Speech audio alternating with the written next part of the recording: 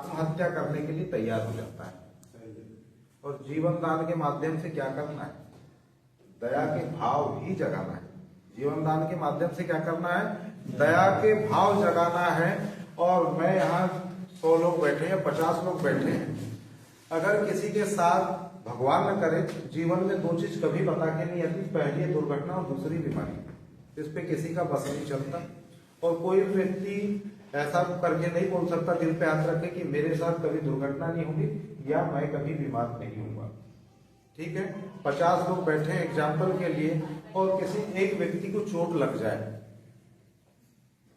और सब व्यक्ति बैठे हैं, किसी एक व्यक्ति को चोट लग जाए और 99 व्यक्तियों के मन में दया के भाव नहीं होंगे, तो क्या उसकी हेल्प हो पाएगी? नहीं। हेल्प हो पाएगी? नहीं हो पाएगी। आज हमारे जो सम्मानीय सुनील दत्त शर्मा जी, उनको मैं बहुत बहुत धन्यवाद करता हूँ कि आज उनकी अनुपस्थिति में मैं जिन शब्दों को रखने जा रहा हूँ उसको ध्यान से सुनिएगा और अपने दिमाग से विश्लेषण भी जरूर कीजिएगा।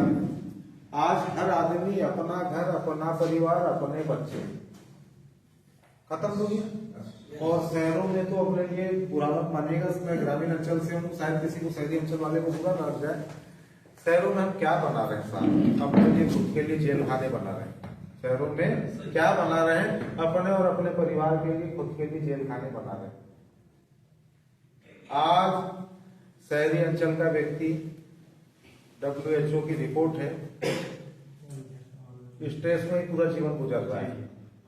हर चीज इससे नहीं खरीदी जा सकती, कुछ चीज के लिए इसकी भी जरूरत पड़ती है। अगर हमने 100 लोगों में से 25 लोगों के मन में भी अगर दया के भाव जगा लिए, तो निश्चित ही जो जरूरतमंद व्यक्ति है या जिसको चोट लगे उसकी मदद हो पाएगी। 100%। Yes sir.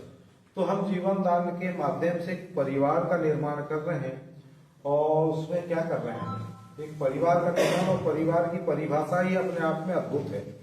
अगर सपोज कल्पना कीजिए मेरा 5 लोगों का परिवार है, पति पत्नी और बच्चे, ठीक है।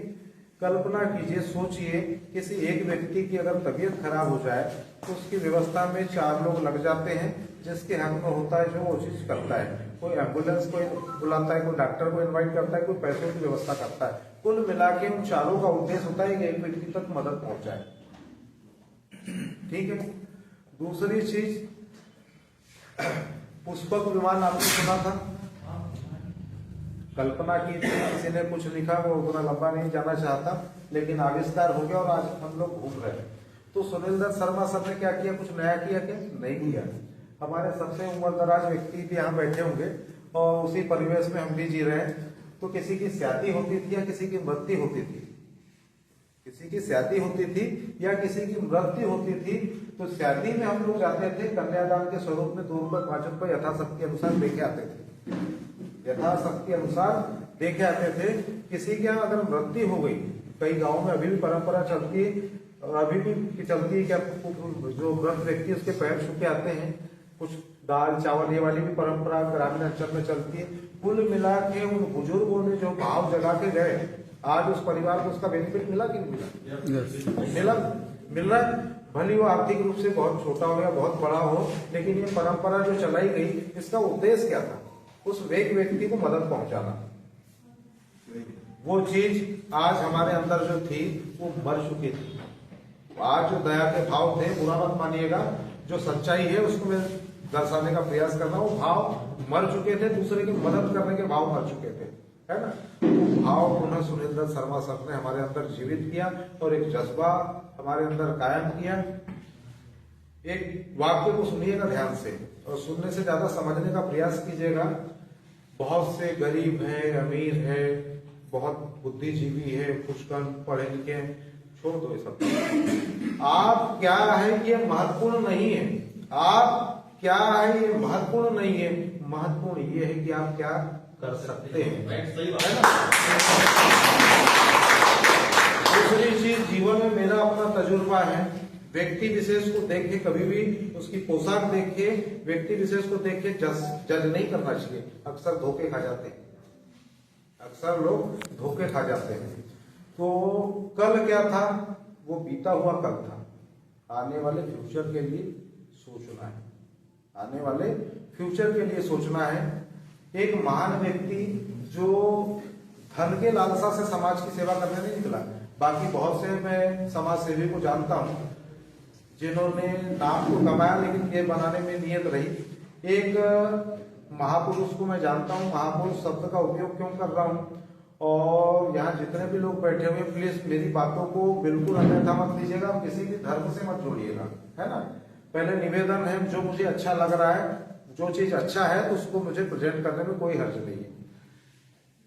एक बहुत ही सामान्य घर का लड़का जिसकी परिस्थिति बहुत गंभीर, वो व्यक्ति ने ऐसा क्या माहौल क्रिएट किया कि जो विदेश तक पढ़ने पहुंच गया, और उसने 3 मंत्र दिया है, संगठित रहिए, शिक्षित बनिए और संघर्ष कीजिए।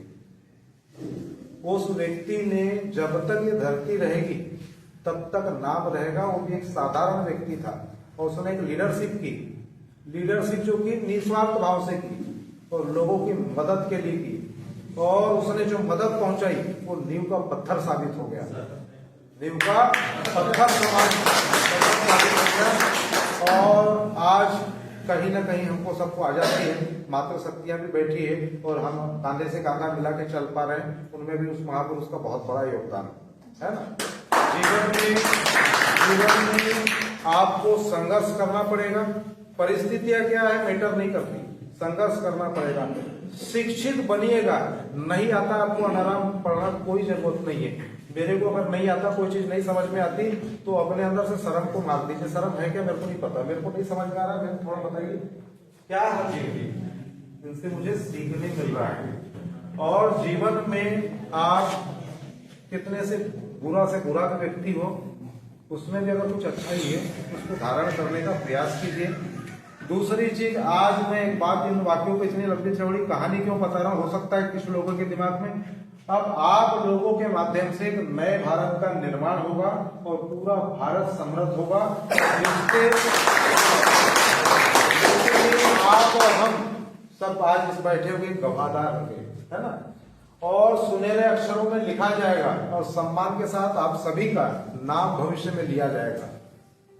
ये 100% विश्वास करना थोड़ा तकलीफदेह लगता है, लेकिन ये वास्तविकता है, ये वास्तविकता है।